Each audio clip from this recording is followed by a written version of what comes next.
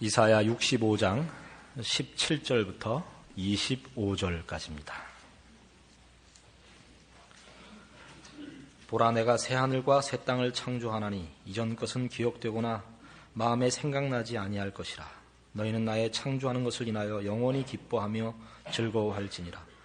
보라, 내가 예루살렘으로 즐거움을 창조하며 그 백성으로 기쁨을 삼고 내가 예루살렘을 즐거워하며 나의 백성을 기뻐하리니 우는 소리와 부르짖는 소리가 그 가운데서 다시는 들리지 아니할 것이며 거기는 날수가 많지 못하여 죽는 유아와 수완이 차지 못한 노인이 다시는 없을 것이라. 곧 100세에 죽는 자가 아이겠고 100세 못되어 죽는 자는 저주받은 것이리라. 그들이 가옥을 건축하고 그것에 거하겠고 포도원을 재배하고 열매를 먹을 것이며 그들의 건축한 데 타인이 거하지 아니할 것이며 그들의 재배한 것을 타인이 먹지 아니하리니 이는 내 백성의 수완이 나무의 수완과 같겠고 나의 택한 자가 그 손으로 일한 것을 길이 누릴 것임이며 그들의 수고가 헛되지 않겠고 그들의 생산한 것이 재난에 걸리지 아니하리니 그들은 여호와의 복된 자의 자손이요 그 소생도 그들과 함께 될 것임이라. 그들이 부르기 전에 내가 응답하겠고 그들이 말을 마치기 전에 내가 들을 것이며 이리와 어린 양이 함께 먹을 것이며 사자가 소처럼 짚을 먹을 것이며 뱀은 흙으로 식물을 삼을 것이니 나의 성산에서는 해함도 없겠고 상함도 없으리라. 여호와의 말이니라. 아멘. 우리는 앞의 장들에서 파수꾼들의 기도를 보았습니다. 인간들이 스스로 만들어낸 절망과 심판과 비참한 현실들에 대하여 자신들의 무력함을 고백하고 하나님의 자비하심과 구원하심을 기도하는 그 기도들을 우리가 확인했습니다. 이제 65장과 66장에 걸쳐서 하나님의 답이 등장합니다. 하나님께서 대표적인 것으로 오늘 본문에 처음에 등장하는 바와 같이 내가 새하늘과 새 땅을 창조하리라 하는 것이요 25절에 있는 바와 같이 이리와 어린 양이 함께 먹는 해함과 상함이 없는 천국을 약속하고 있습니다. 이 약속들은 거듭 17절, 18절, 19절에 등장하는 바와 같이 내가라는 하나님의 의지와 성실한 약속과 넘치는 열심으로 약속되고 있습니다. 이런 것을 우리는 신학적인 용어를 빌리자면 기독교의 종말론적인 성격이라고 합니다. 우리에게 필요한 모든 답과 하나님의 은혜의 개입에 의한 구원의 완성이 약속되어 있고 미래의 어느 날 그것이 실현될 것이라 믿는 것을 말합니다.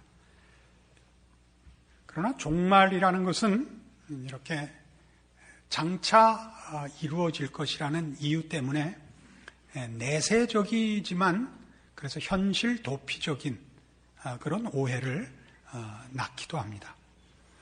그러나 성경이 이 종말을 이렇게 시간적으로 뒤에 갖다 놓는 것은 하나님에게서 그 천국의 완성에 필요한 시간이 필요해서가 아니고 전적으로 그 구원의 대상인 우리의 이유 때문입니다.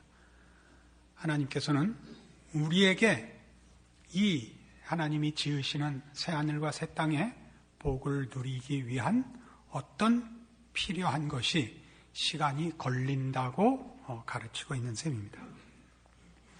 그것은 이 하나님이 지으실 새하늘과 새 땅에 있는 상함과 해함이 없는 이 형편이 다만 외적인, 다시 말하면 누가 공격해 오지 않고 누가 시험해 오지 않고 누가 괴롭히지 않는 그런 나라이기 이전에 거기 살도록 허락받은 우리 사람들이 죄의 오염과 부패와 영향에서 벗어났기 때문에 그 외적 상황이 유지되는 것을 말하고 있는 것입니다.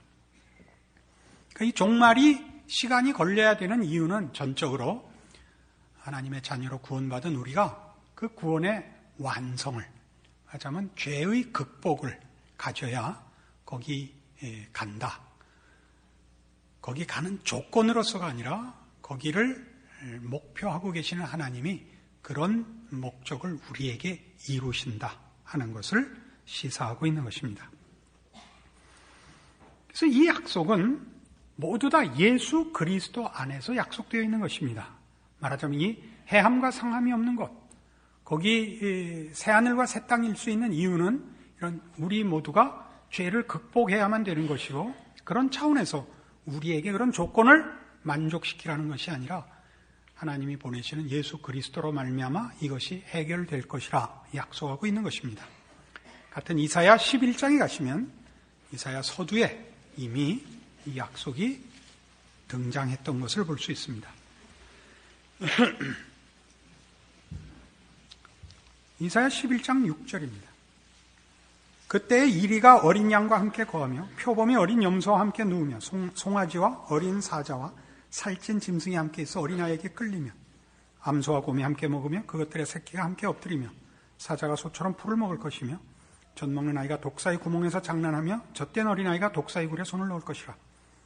나의 거룩한 산 모든 곳에서 해됨도 없고 상함도 없을 것이니 이는 물이 바다를 덮음같이 여호와를 아는 지식이 세상에 충만할 것임이니라. 정확히 오늘 본문에 등장한 내용과 여기 그 동일한 약속이 이렇게 여기 기록되어 있습니다. 그리고 이런 약속들은 그 앞에 1절부터 4절에나 또는 뒤에 10절에 있는 바와 같이 이새의 뿌리에서 난 싹, 그 뿌리에서 난 가지가 결실하여 되는 것입니다. 이새는 다윗의 아버지입니다. 그러니까 다윗을 지칭하고 있는데, 다윗을 지칭하는 것은 예수 그리스도의 메시아의 그 성격이 다윗에게 많이 그 상징화되어 있기 때문입니다.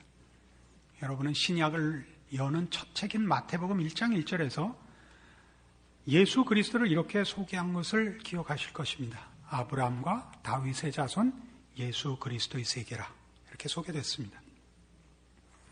그러니까 아브라함과 다윗에게서 그의 생애에서 예수 그리스도가 무엇을 위하여 오시며 어떤 분이며 그 메시아된 주된 임무의 성격이 어떤 것인가가 잘 드러난 대표적인 두 사람입니다. 다윗의 왕권을 지칭하고 있죠. 그래서 이 하나님이 지으시는 새하늘과 새 땅에 상함과 해함이 없는 이것은 예수 그리스도로 말미암는 메시아직의 수행에 의한 그 완성의 결실일 것입니다. 이것은 우리가 신약 성도들에게 있어서 이미 일어난 일이고 체험되어야 할 일입니다. 그것은 신약 골로새서 3장에 가시면 이런 설명으로 분명하게 선언되어 있습니다. 신약 성경 326페이지 골로새서 3장 1절입니다. 그러므로 너희가 그리스도와 함께 다시 살리심을 받았으면 위의 것을 찾으라. 거기는 그리스도께서 하나님 우편에 앉아 계시느니라. 위의 것을 생각하고 땅의 것을 생각지 말라. 이는 너희가 죽었고 너희 생명이 그리스도와 함께 하나님 안에 감추었음이니라. 우리 생명이신 그리스도께서 나타나실 그때 너희도 그와 함께 영광 중에 나타나리라. 이중적인 묘사가 있는데, 하나는 예수님이 다시 나타나실 그때 재림, 즉 종말의 끝에 가야 우리의 구원받은 영광의 실체가 현실화될 것이라 하는 것입니다. 그것이 4절입니다. 지금은 3절에 있는 바와 같이 우리가 죽었고 우리 생명이 그리스도와 함께 하나님 안에 감추어져 있습니다. 우리가 죽었고 감추어져 있다는 것은 우리에게 약속된 거룩한 또 영광된 완성의 실체가 지금은 드러나지 않고 있다, 이것입니다. 그러나 1절에 강조된 바와 같이 그러므로 너희가 그리스도와 함께 살리심을 받았으면 위의 것을 찾으라. 거기는 그리스도께서 하나님 우편에 앉아 계시느니라. 위의 것을 생각하고 땅의 것을 생각지 말라. 이 너희가 죽었고 너희 생명이 그리스도와 함께 하나님 안에 감추었다. 우리는 그리스도와 함께 지금 하늘 보좌 우편에 앉아 있습니다. 우리는 그리스도 안에 있고 그리스도는 보좌 우편에 앉아 있습니다. 그리스도와 함께 다시 살리심을 받아 죄와 사망에서 벗어났을 뿐만 아니라 하늘 보좌 우편에 그리스도와 함께 앉아 있습니다. 그것은 우리의 운명이며 구원의 목표며 완성입니다. 그러나 아직 현실화되어 있지는 않습니다. 이런 긴장 관계가 성도들의 현실입니다. 구원이 시작됐고 그 완성을 기다려야 하며, 그래서 천국 시민이 누리는 하나님의 통치를 내용상 맛보되 그 전체를 현실화해서 소유할 수는 없는 그런 긴장 상태에 우리는 있습니다. 우리가 확인하려고 하는 건 이겁니다. 우리가 그 천국 백성으로서의 완성된 실체는 그때 가서 누린다 할지라도 시작은 되었다는데 성도들의 신앙 현실 속에서는 시작된 것 같지 않은가 하는 것입니다. 여기에는 하나님의 통치가 우리에게 시작됐고 구원받은 성도들이 가지는 영적인 시작과 완성을 향한 그 과정들이 있음에도 불구하고 우리가 그 문제를 제대로 이해하지 못하는 문제가 있습니다. 로마서 7장으로 갑니다. 신약성경 248페이지입니다. 로마서 7장 22절입니다. 내 속사람으로는 하나님의 법을 즐거워하되 내 지체 속에서 한 다른 법이 내 마음의 법과 싸워 내 지체 속에 있는 죄의 법 아래로 나를 사로잡아오는 것을 보는도다. 오라 나는 곤고한 사람이로다. 이 사망의 몸에서 누가 나를 건져내랴. 우리 많이 인용했던 성도들의 신앙 현실의 모습입니다. 이 곤고한 사람은 그가 하나님의 법을 사모하며 그 법을 지키려 애쓰고 노력하지만 번번이 지고 마는 신자의 모습입니다. 우리 모두가 이 경험을 하고 있습니다. 성경은 여기에 대한 답을 제시합니다. 그게 25절입니다. 우리 주 예수 그리스도로 말미암아 하나님께 감사하리로답니다. 이 예수 그리스도로 말미암아 이 싸움, 어떤 싸움이요? 죄의 법 아래로 사로잡혀오는 곤고한 사람의 절망과 실패에서 구원함을 받았다라고 선언합니다. 그런데 묘하게 그 다음에 이런 말이 거기 붙어 있습니다. 그런즉 내 자신이 마음으로는 하나님의 법을 육신으로는 죄의 법을 섬기노라. 이건 그 전으로 돌아간 꼴 아닙니까? 그 전에 바로 이랬지 않습니까? 이래서 늘 죄의 법 아래 사로잡혀오는 자신을 인하여 비명을 질렀고 예수 안에 있는 하나님의 도우심으로 말하자면 답을 얻었다. 그런데 다시 내가 마음으로는 하나님의 법을 육신으로는 죄의 법을 섬기노라라고 덧붙이고 있습니다. 이 문제는 조금 더 풀어보면 이유를 알게 됩니다. 8장 1절. 그러므로 이제 그리스도 예수 안에 있는 자에게는 결코 정죄함이 없나니 이는 그리스도 예수 안에 있는 생명의 성령의 법이 죄와 사망의 법에서 너를 해방하였습니다. 우리 이것도 다 압니다. 우리는 죄와 사망에서 벗어났고 예수 안에 있고 생명의 성령의 법 아래 있음을 압니다. 그러나 여전히 7장 24절은 우리에게 현실입니다. 그랬죠. 도대체 7장 24절의 비명과 8장에 들어와서 선언되는 이 구원과 구원 얻은 자들이 복, 늘 실패할 수밖에 없는 죄의 법 아래로 사로잡혀 오는 현실로부터의 해결이 여기 제시된 것이 분명한데 왜 그것이 우리에게 해답이 되지 않는가? 여긴 이런 이유가 있습니다. 7장의 싸움은 잘 보시면 혼자 하는 싸움입니다. 다시 가볼까요? 7장 22절. 내 속사람이 하나님의 법을 즐거워하고 그러나 내 속에 한 다른 법, 즉 죄의 본성이 내 거룩한 소원을 방해하고 무효화시키고 그를 사로잡아 버립니다. 여기서 중요한 것은 이 싸움은 내가 하고 있는 것입니다. 내 안에 있는 하나님의 법과 내 안에 있는 죄의 본성과의 싸움입니다. 답은 뭐냐 하면 아까 25절에서 본 바와 같이 왜 이 곤고한 사람이 예수 그리스도로 말미암아 하나님께 감사하는가? 예수 그리스도로 인하여 이 죄의 법 아래로 사로잡혀오는 자신을 면하게 됐기 때문입니다. 어떻게 면하느냐? 속 사람이 이기는 것이 아니고 예수 그리스도로 말미암아 생명의 성령의 법이 들어와 죄와 사망의 법에서 나를 해방한 탓입니다. 여기가 이제 우리에게 늘 오해의 부분이었죠. 조금 더 볼까요? 3절. 율법이 육신으로 말미암아 연약하여 할 수 없는 것을 하나님은 아시나니 곧 죄를 인하여 자기 아들을 죄 있는 육신의 모양으로 보내어 육신의 죄를 정하사 육신을 쫓지 않고 그 영을 쫓아 행하는 우리에게 율법의 요구를 이루어지게 하려 하심이니라. 자, 아까 율법이 선한 줄 알지만 지키지 못하며 그 의로움과 거룩함을 구했으나 실패하는 옛사람은 왜 그랬냐 하면 그가 하고 싶어하는 거룩과 의를 지키려는 것이 그 자신이었습니다. 자신의 의로움, 자신의 종교심, 자신의 신앙, 자신이 자신과 싸우고 있는 거죠. 악한 생각과 선한 생각 속에 싸움을 했는데 답은 뭐냐면 8장 25절부터 시작되어 8장이 넘어오는 이 답은 뭐냐면 제3자에 의해서 구원이 있다는 거죠. 밖으로부터 예수 그리스도로 말미암아 성령께서 우리를 죄와 사망으로부터 우리를 꺼내는 겁니다. 아까 죄와 사망은 얼마나 막강했냐면 우리 안에 선한 욕구와 열심이 있어도 늘 번번이 이기곤 했던 막강한 적입니다. 그를 성령께서 오셔서 우리를 승리케 하시는 것입니다. 그래서 뭐라 그래요? 율법이 육신으로 말미암아 연약하여 할 수 없었죠. 여기서 말하는 육신은 아까 얘기한 속 사람까지 포함한 것입니다. 거기 말하는 마음의 다른 법이 아닙니다. 악역만이 아니라 우리가 선한 의욕을 가진 것까지 우리였습니다. 그러니까 우리의 실패는 번번이 무엇에 근거하느냐 하면 여러분이 모두 이 신앙의 싸움을 자신이 싸우고 있기 때문입니다. 자신을 포기하셔야 되는데 그게 어렵습니다.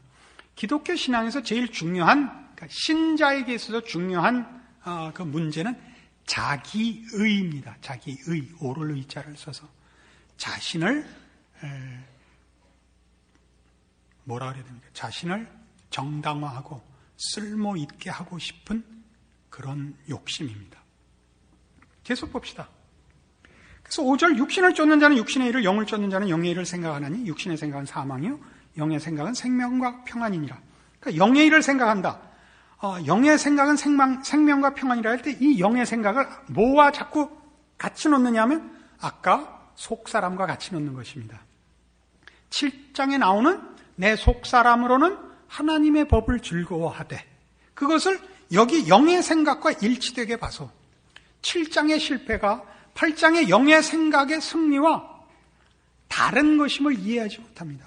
8장에서의 영의 생각의 승리는 우리 속사람의 승리가 아니라 제3자 외부로부터 하나님께서 예수 그리스도로 말미암아 개입하신 손길인 것입니다. 그걸로만 이기는 것입니다. 아직 감동스럽지 않죠? 조금 더 합시다. 왜 이 문제가 우리에게 문제가 되는가? 영의 일을 생각한다. 영의 일을 생각은 생명과 평안이라. 그러니까 이게 속사람과 왜 분리되어야 하는지를 잘 이해를 못하기 때문입니다. 여기서 말하는 영의 생각, 우리 보통 일반적으로 영성이라는 것입니다. 영성이라는 것을 우리는 이 계몽주의 이후로 현대 사회가 갖는 인본주의적인 또 주지적인 영향을 받아서 이런 것들을 주관적이고 관념적이고 정적이고 독립적으로 생각을 합니다. 그건 하나의 그냥 정보같이 되어버렸습니다. 생각이라는 것이. 근데 이 성경에 여기 쓴 이 표현, 영의 생각이라는 표현은 이 당시엔 그런 표현이 아니었습니다.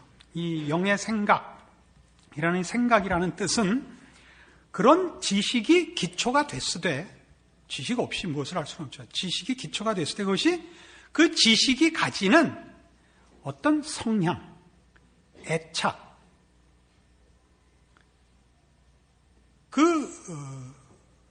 역동적인 그런 활동성을 말합니다. 그러니까 영의 생각이라는 것은 성령께서 들어와 우리를 깨우치신 것으로 몰아가는 힘입니다. 그러니까 이건 관계성이 있고 방향성이 있고 역동성이 있는 표현입니다. 그러니까 우리 안에서 자체의 신앙적인 힘과 신앙적인 승리를 요구하고 있습니다. 우리는 신앙이라는 걸 그렇게 이해하죠. 그러면 이게 뭐가 되느냐면 다시 범신론으로 가고 우리의 신앙은 깨우치는 싸움이 됩니다. 그것이 아니고 기독교 신앙이라는 건 철저히 외부로부터 구원자가 와서 우리가 할 수 없는 것을 제3자의 힘으로 구원해낸다는 것이 요지입니다. 그러니까 예수님은 구세주입니다. 구원자가 있는 것입니다. 그래서 지금 둘의 관계는 뭐냐 하면 우리가 예수를 믿고 신앙을 가지고 은혜를 입고 한 모든 것들로 우리 안에 하나의 생산 공장을 갖고 싶은 것입니다. 죄를 이기고 보란듯이 승리하고 남다른 신앙의 증거를 발휘하고 싶은 것입니다. 그러나 성경이 얘기하는 것은 어느 곳에나 신앙이 좋다는 것은 예수 그리스도를 의지하고 자신을 포기하는 것으로 증거하고 있습니다. 구약성경 438페이지로 갑시다. 거기 사무엘상 17장에 중요한 이해가 나옵니다. 사무엘상 17장 45절입니다. 다윗이 블레셋 사람에게 이르되 너는 칼과 창과 단창으로 내게 오거니와 나는 만군의 여호와의 이름 곧 네가 모욕하는 이스라엘 군대의 하나님의 이름으로 네게 가노라. 오늘 여호와께서 너를 내 손에 붙이시리니 내가 너를 쳐서 네 머리를 베고 블레셋 군대의 시체로 오늘날 공중에 새와 땅의 들짐승에게 주어 온 땅으로 이스라엘에 하나님이 계신 줄 알게 하겠고 또 여호와의 구원하심이 칼과 창에 있지 아니함을 이 무리로 알게 하리라. 전쟁은 여호와께 속한 것인즉 그가 너희를 우리 손에 붙이시리라. 다윗이 골리앗 앞에서 한 얘기입니다.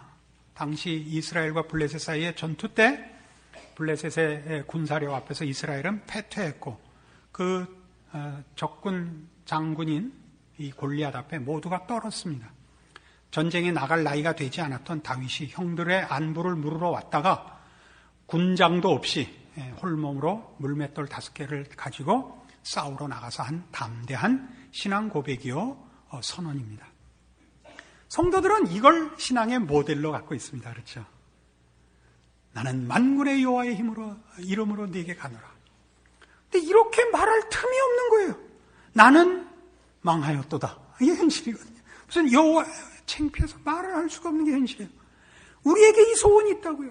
하나님을 위하여 또는 그의 자녀된 명예를 위하여 이 고함을 치고 싶어요. 어느 곳에서는 하나님의 백성답게 살고 싶고 승리하여 하나님께 영광을 돌리고 싶은데 이상하게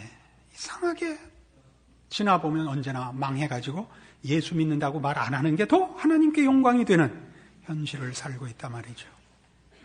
이건 우리에게 사실은 성경이 주는 교훈에 우리가 아직 이해가 미치지 못한 탓일 겁니다. 시편 51편으로 가보십시다. 거기 다윗의 또 다른 고백이 나옵니다. 구약성경 838페이지 시편 51편 1절부터 봅시다. 하나님이여 주의 인자를 쫓아 나를 긍휼히 여기시며 주의 많은 자비를 쫓아 내 죄가를 도말하소서. 나의 죄악을 말갛게 씻기시며 나의 죄를 깨끗이 제하소서. 대저 나는 내 죄과를 아오니 내 죄가 항상 내 앞에 있나이다. 내가 주께만 범죄하여 주의 목전에 악을 행하였사오니 주께서 판단하실 때 의로우시다 하고 말씀하실 때 의로우시다고 판단하실 때 순전하시다 하리이다. 내가 죄악 중에 출생하였으며 모친이 죄 중에 나를 잉태하였나이다. 이 철저한 다윗의 회개의 시입니다. 우리 회개의 시라고 하면 이렇게 일반적으로 선입견을 갖습니다. 잘못했습니다. 한 번만 용서해 주시면 다시는 그러지 않겠습니다.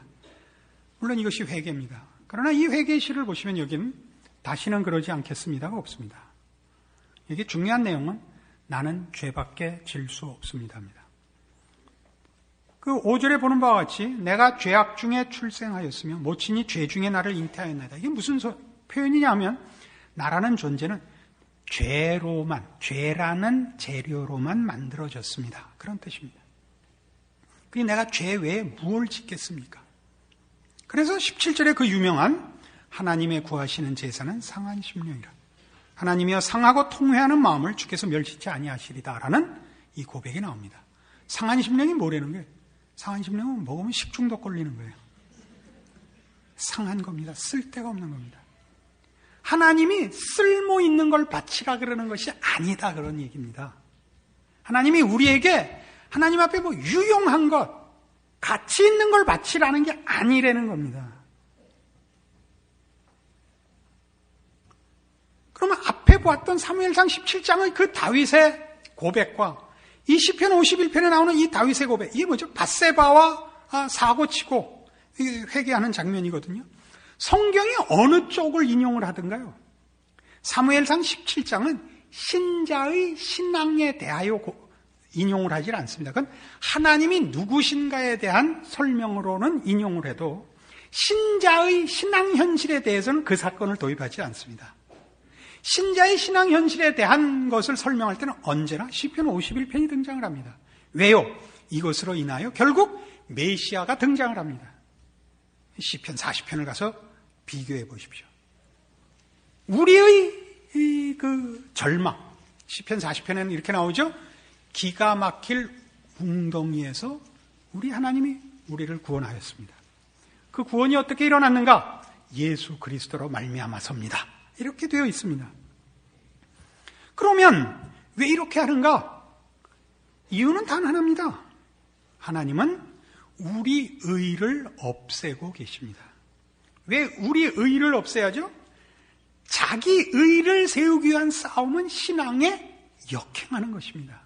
기독교 신앙은 아까 우리 로마서 7장 8장의 비교를 보신 바와 같이 내 마음속에 법, 하나님을 사모하는 법과 육신의 죄의 본성과의 싸움이 아니고 죄의 본성과 이걸 깨뜨리시고 구원하시는 성령 하나님의 개입과의 문제입니다.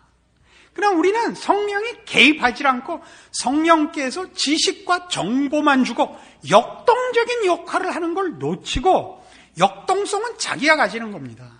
이 싸움은 몰랐죠? 오라 나는 곤고한 사람이로다를 낳을 뿐입니다. 그러니까 아까 25절이 뭐라 그랬어요? 7장 25절이 예수 그리스도로 말미암아 우리 하나님께 감사하리로다. 예수 안에서 해답을 얻고 그런즉 내가 마음으로는 하나님의 법을 육신으로는 죄의 법을 섬기노라가 왜 나와요? 그러니까 나 홀로 싸우던 싸움으로부터 제3자 하나님으로부터 구원자로부터 구원이 임하여 내가 여길 벗어났노라가 8장으로 연결되는 것이었던 것입니다. 그러니까 우리는 이 상함과 해함이 없는 종말론적인 하나님의 완성된 나라의 통치는 지금 누릴 수 있는 것이 내 속에서의 싸움에서 벗어나는 것입니다. 죄에 지는 싸움에서 드디어 벗어나는 겁니다. 죄를 극복하는 것입니다. 지금 현실로 어떻게 예수 그리스도로 말미암아 성령께서 개입하사 그가 우리를 장악하시며 주장하시며 인도하시는 것입니다. 어떻게 해요? 이렇게 되어 있습니다. 로마서 5장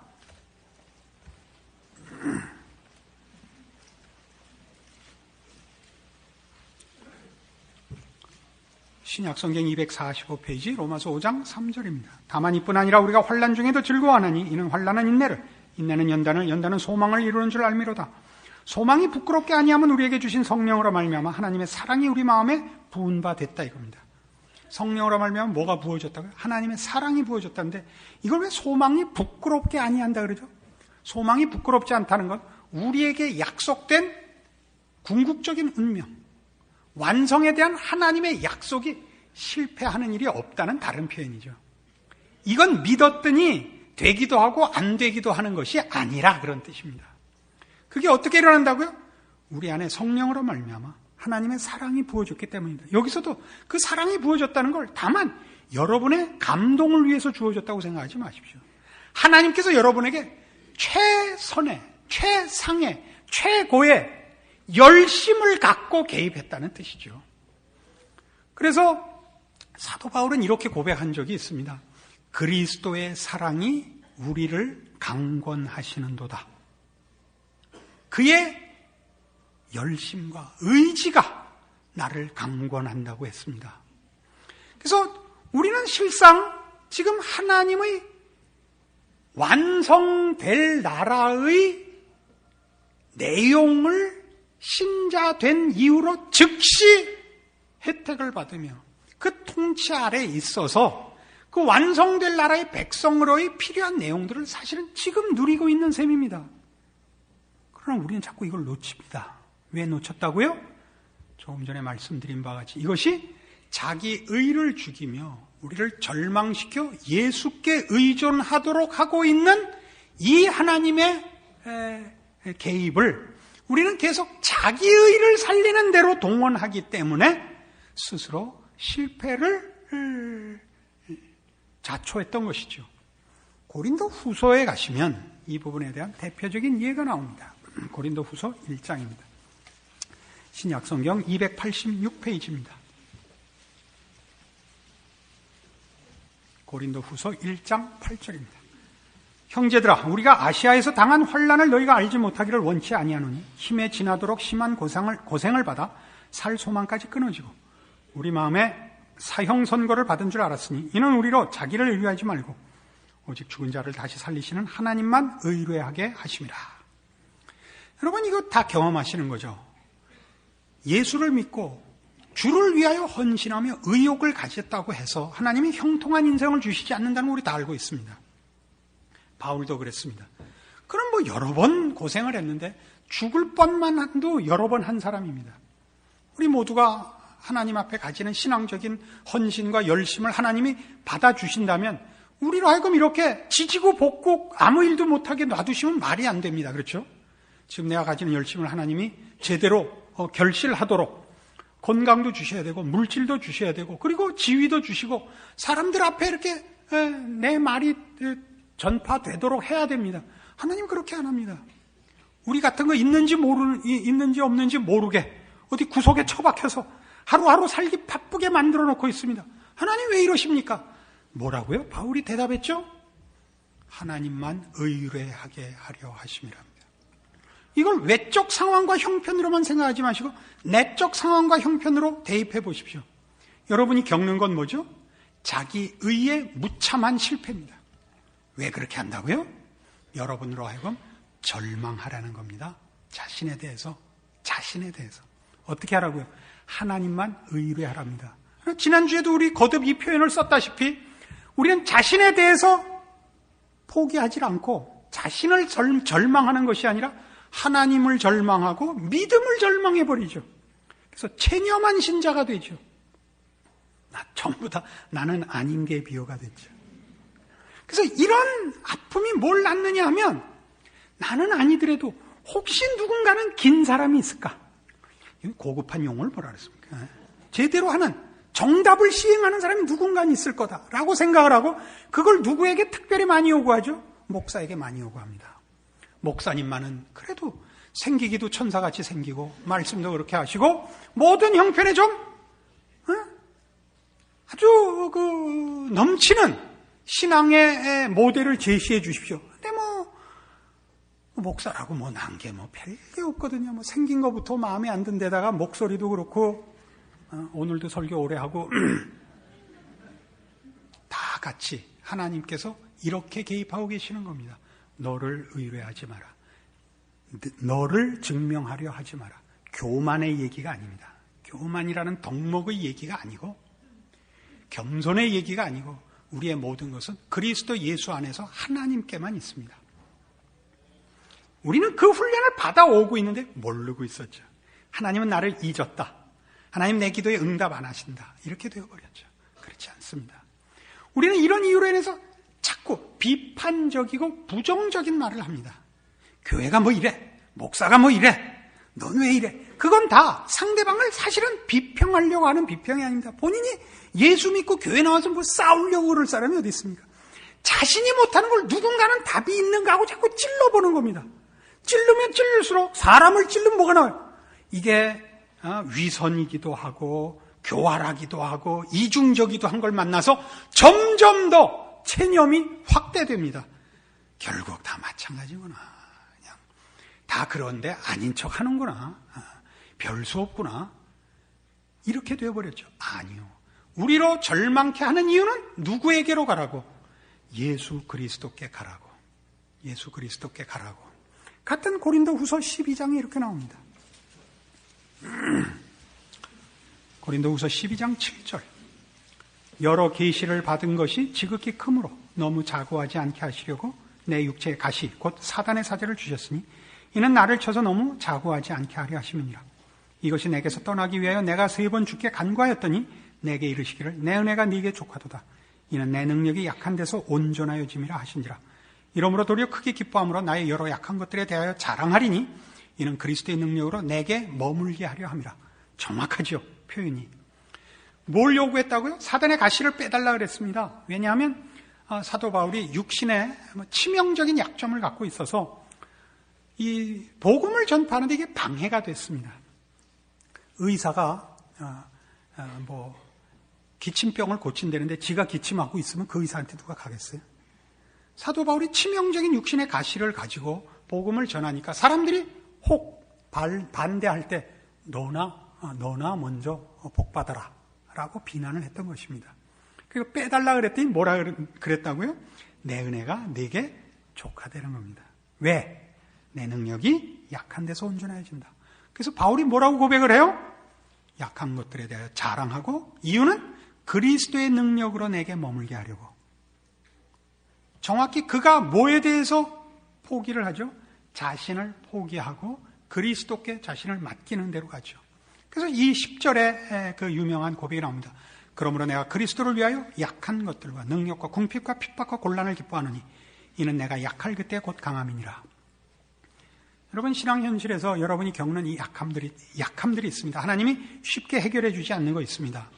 무슨 성미가 급하다든가 거칠다든가 무식하다든가 게으르다든가 그런 거 하나도 잘난 거 아닙니다. 그러나 그것을 여러분의 자기 의를 죽이는데 그것을 쓰시면 그것은 다 여러분에게 약입니다. 나는 성미가 급해. 나는 못났어. 나는 어리석어. 나는 남의 말을 들어야 돼. 내 주장을 하면 안 돼. 이렇게 가서 여러분이 예수 그리스도를 그래서 더 많이 의지한다면 이것은 다 하나님의 복된 개입입니다. 그러나 이 모든 것으로 그럼 넌 잘났어? 넌 똑똑해? 하면 여러분은 자기의와 싸우고 있는 것이요. 계속되는 싸움의 반복. 곤고한 사람이로다 해서 벗어날 방법이 없습니다. 예수 그리스도를 믿는다라는 고백이 가지는 참다운 신자의 현실적 특권이 무엇인가를 아셔야 되고 그 궁극적인 완성으로 우리가 성령의 개입을 받고 있다는 걸 이해하신다면 여러분은 이 속에서 답을 찾으실 수 있습니다. 우리에게 있는 모든 조건들은 다 하나님의 지혜와 능력과 사랑의 개입인 것을 알게 됩니다. 이 중에 뭘 제거해 주십시오는 사실은 필요 없는 것입니다. 바울에게 이 가시를 빼주지 않았습니다. 저는 이 말씀을 때문에 목사를 할 수 있었습니다. 제 성격으로는 하지 못한다는 걸 우리 아버지도 알고 저도 알고 있는 일이었습니다. 제가 누굴 닮았겠습니까? 우리 아버지를 닮았고 우리 아버지가 저를 왜 목사하면 안 된다 그랬겠습니까? 당신 닮은 줄 알았기 때문입니다. 이 성격으로는 못합니다. 그러나 이 성격으로 할 수 있는 것은 이 성격이 저 자신에 대한 의의를 세우는 걸 포기하게 하기만 한다면 이것은 저에게는 너무나 은혜로운 하나님의 개입이 되는 것입니다. 우리의 삶의 어떤 외적 조건이나 내적 조건이나 어떤 형편이나 상황이나 우리를 괴롭힐거나 손해보게 할 수 있는 건 없습니다. 거기 하나님의 손길이 아닌 것은 없고 하나님이 허락하시지 않고 그 사랑으로 배려하시지 않은 건 없습니다. 여기 신자의 감사와 하나님의 약속의 신실함과 시작된 천국을 맛보는 성도의 자랑이 있는 줄 기억하시기 바랍니다. 기도하십시다. 하나님 아버지 은혜를 감사합니다. 하나님께서 우리의 아버지시고 하나님의 사랑과 능력으로 우리에게 개입하셨으니 우리는 기쁠 뿐입니다. 우리가 만나는 모든 우리의 못난 것들로 인하여 우리 자신에 대하여 절망하게 하시되 그래서 더욱 주만 의뢰하게 하사 우리가 약할 그때 곧 강한 신자의 비밀을 믿음의 승리를 누리는 저희들 되게 하여 주시옵소서. 지금은 우리 주 예수 그리스도의 은혜와 하나님 아버지의 극진하신 사랑과 성령님의 교통하심이 하나님을 믿노라 고백하는 자녀들에게 비극과 실패가 있을 수 없음을 주의 말씀으로 확인하고 승리와 감사와 감격과 그래서 충성과 인내를 약속하고 돌아가는 심령들 위해 영원토록 함께 있을지어다. 아멘.